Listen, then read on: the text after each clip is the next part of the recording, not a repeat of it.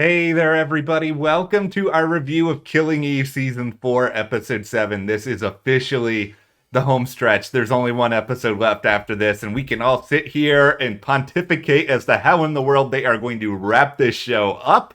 Yeah, it's a big question mark for me after this episode, which I'll be honest is not one of my most favorite episodes that they've had this season, especially followed up after that amazing Carolyn episode and the big reveal that Villanelle killed Helene. That was such a good episode, and this episode felt a bit disjointed, and there's only one episode left.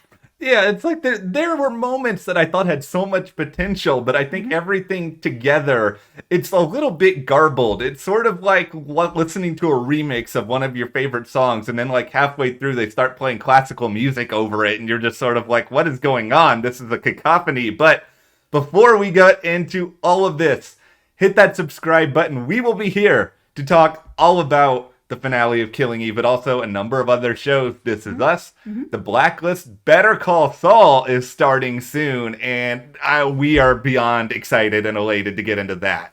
Also, House of the Dragon. Oh, yeah. It is coming in August for all you Game of Thrones fans out there. We are going to be covering that here in August, so House of the Dragon. Funny you mentioned Game of Thrones here, and I'm going to get on my suit of armor right now real quick here to battle the comment section for everything I'm about to say.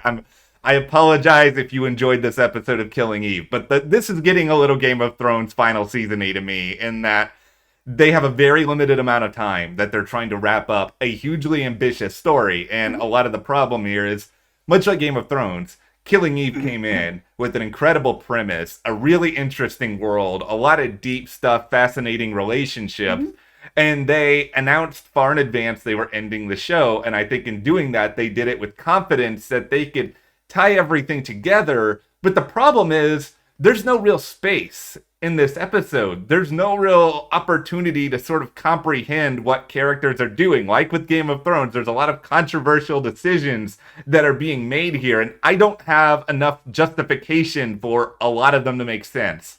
They're also making some decisions in this episode where they're not giving enough context into why these things are happening. So let's talk about the biggest spoiler here of this episode, which is that Konstantin is dead and he was killed by Pam. So looking at this whole situation, we saw in the last episode, Helene got a phone call where all she really said was, put Pam on it. It'll be a challenge for her. That's it.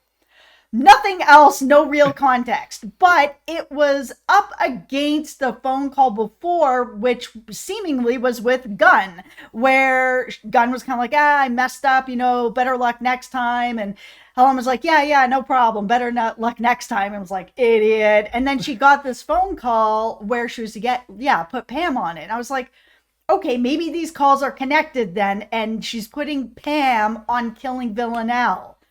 Then, out of the blue, where are we? We're here. She has killed Konstantin, and at first I was just like, why?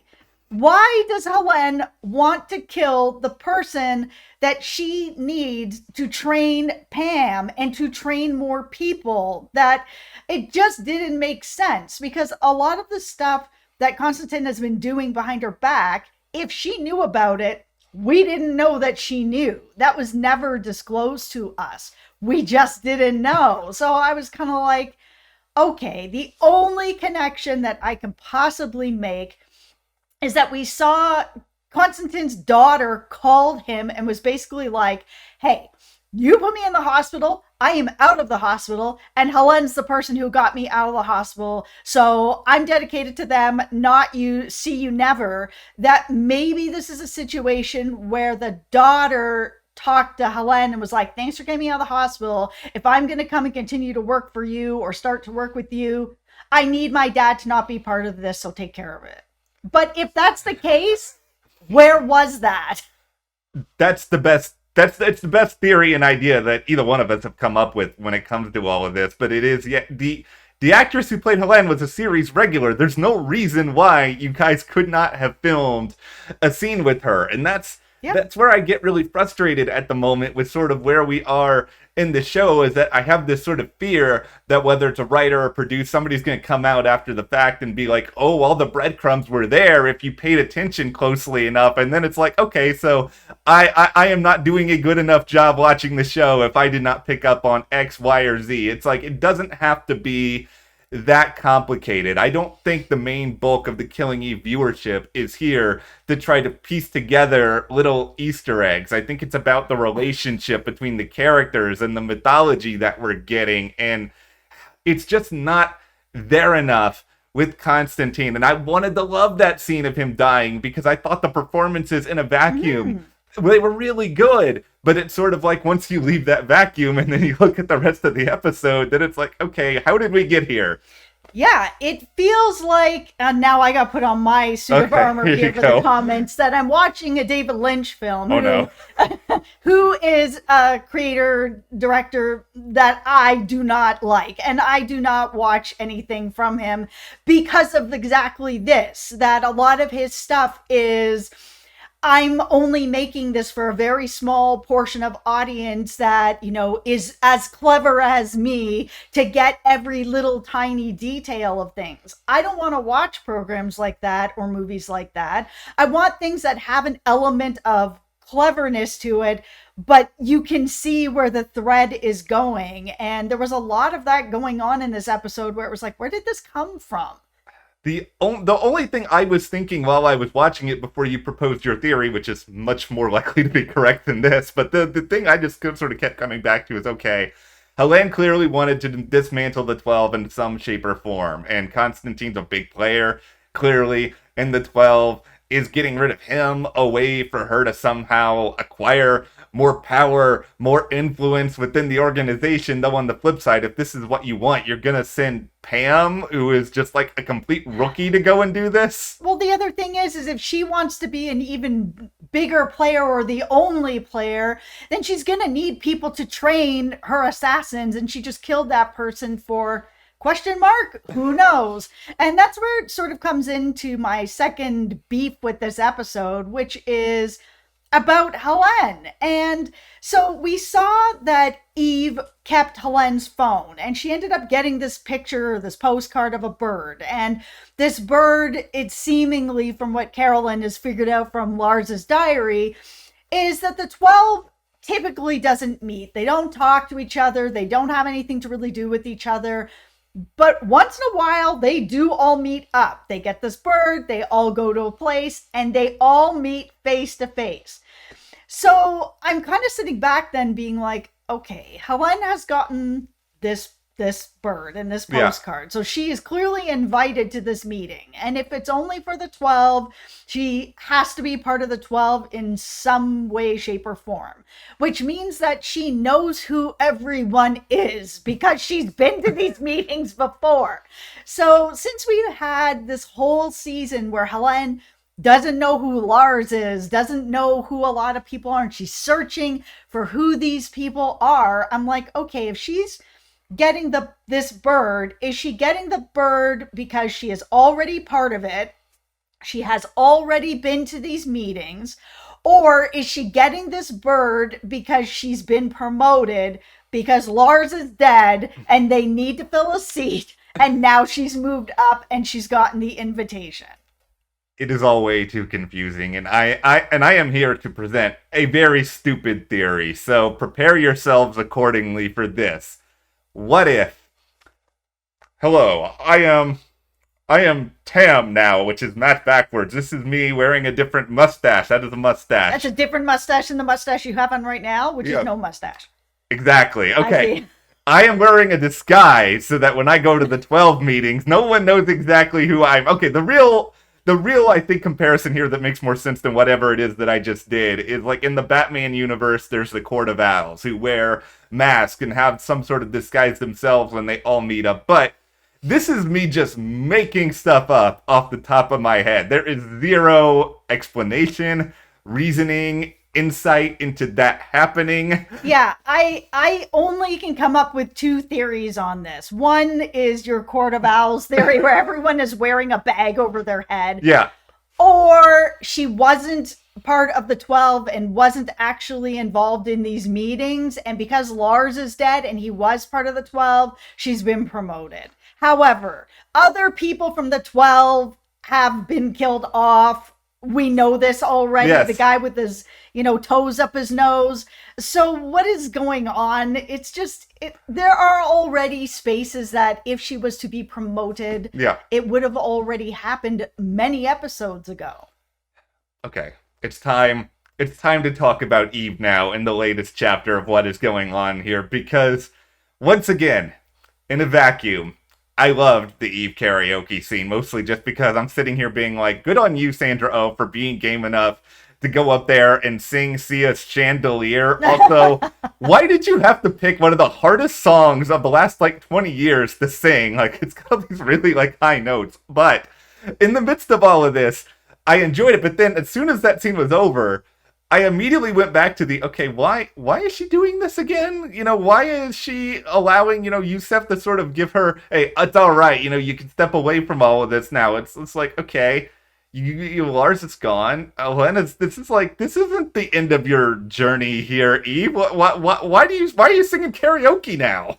I agree. I was really confused when they were sitting in the hotel room and she was kind of like, well, Helene is dead. She didn't even mention Lars. Oh, Helene is dead, so my mission is over now. And I was kind of like, okay, your mission was to stop the 12. There's 12 people. Yeah. One of them is gone, and it's Lars. And you're only really talking about Helene. And so there's still 9 or 10 other people out there.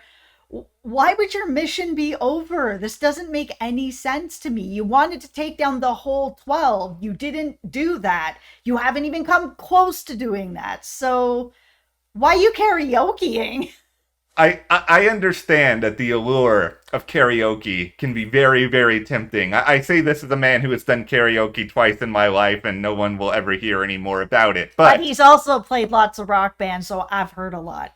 I'm sorry. Okay, so no, the thing I thought of in my head while I was watching this was, okay, maybe Eve is trying to just tell herself that she's done enough. That, okay, you don't need to put yourself through any more anguish in trying to hunt down the rest of the 12. You've already done your own service. You can go back to your old life. But I think the biggest issue is if Eve's doing that, Eve is clearly lying to herself, because every single thing we have seen about Eve is that Eve does not know how to stop, and I don't even know if Eve would be satisfied if the 12 was actually gone in the first place. Well, also, Caroline told her straight up when she killed Lars that Lars was just going to be replaced with someone else. So you're not really doing anything. You really haven't gotten anywhere. You haven't taken out the head of the snake. It's not done. It's not near done. This isn't the way to go about it. But then she's just like, job well done. I'm done now. I'm like, what am I watching? What happened here? The whole story with Eve is sort of eventually being set up so that we can get, of course, this Eve and Villanelle reunion, so that they need each other and we can really see the two of them actually, together in the finale. I'm kind of disappointed we didn't get a real full-fledged reunion between the two of them. Instead, we just saw the chase scene in the woods in the closing minutes here. Yeah, so we have Villanelle and Gunn, and they've really, connected on a lot of levels, to the point that Gunn's like, you live here now. Oh, I destroyed your boat. You're not going anywhere. You're just going to move into the cabin with me, and this is where we're going to be.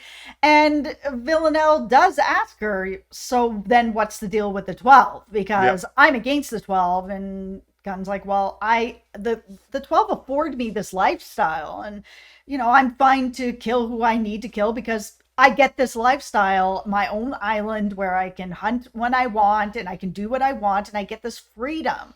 So, of course, that ends that relationship pretty quickly. Yep. And we have Eve out there getting chased down by Gunn. Now, do I think Gunn's going to kill her? Probably not. I mean, what are we going to see in the very last episode? Just Villanelle living on an island with Gunn? I don't think so. If they had just given us 5 more seconds in this episode, I think it would have ended with Villanelle being like, stop right there. And then you sort of see her as the camera kind of pans out. I don't know if she is going gonna say stop right there, or if she's gonna try to see if Eve can figure a way out of it herself. I mean, that's sort of the exciting part of stuff when it comes to their relationship. So I actually don't think this is a theory. Yeah. And, I could be wrong, but I just don't think she's gonna stop her. I think she's gonna see if Eve can wiggle her way out of this.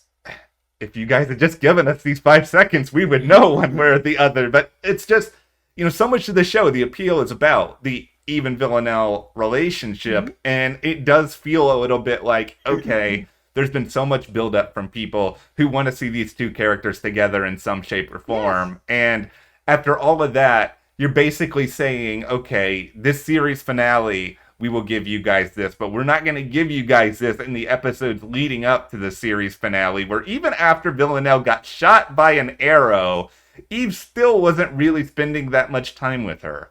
Yeah, I went into this season thinking that these two, after the first maybe 2 or 3 episodes, because of that bridge scene at the end of season 3, where they both realized and accepted their feelings for each other, that they needed to be in each other's lives, when they decided to turn around, that this was going to be the season where they were just going to be together and they were going to work together to take down the 12. And that has just not been a thing this season, like really at all. I think it's getting to a point where if you can sort of look at this season of Killing Eve as a number of just good, isolated little moments, I think you can probably find a lot of enjoyment there.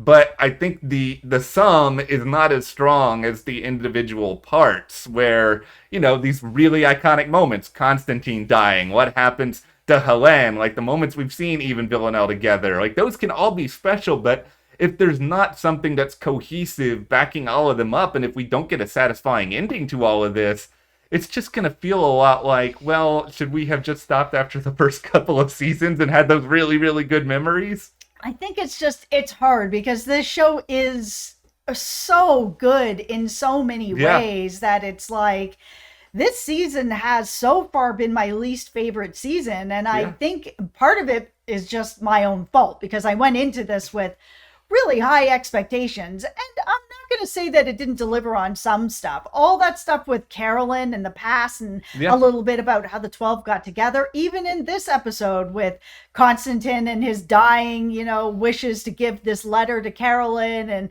to tell her that he always loved her. I was like, these moments are beautiful moments that pack a lot of punch. Yes.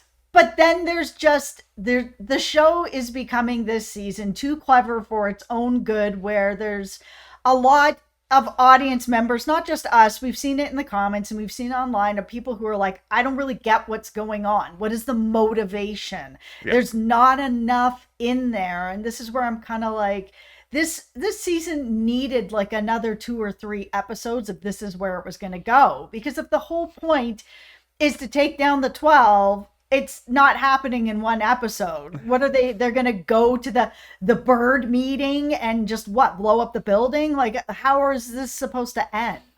I guess. Spin up. See, that's going to be the most satisfying way it ends if we're building up to something like that. Because, if the whole ending is the building exploding and then it's just going to be like, hey, look how crazy we are. And that's like, okay, great. Congratulations, you're crazy. You just did something completely out of left field for the ending and your final season doesn't make that much sense. So I guess congrats, ? Yeah, like I just can't see how the 12 gets taken down in one episode. And even if it does, is it going to feel good and satisfying? I don't know. That's why my hope is, and there's been no announcement about this, but my hope is that there will be a spinoff that will involve Carolyn to some degree, since she did start this all off. But I mean, after this episode, it seems like she's going to allegedly turn herself in. We'll see. Yeah. But, I'd love to see a spinoff that is about the 12 and how they went from sort of this anarchist group with big ideas to a group of assassins. Like, how did that happen? I would be more than happy to have it, and if that happens, I hope that they give it enough breathing room, because that's the biggest problem I think I have with this show right now, is it's just trying to cram too much into too small a space. But we got to go sing some karaoke. We will be back to discuss the finale, so hit that subscribe button. Be sure to follow us on Instagram at Matt and Jess TV, and we will see you here next time.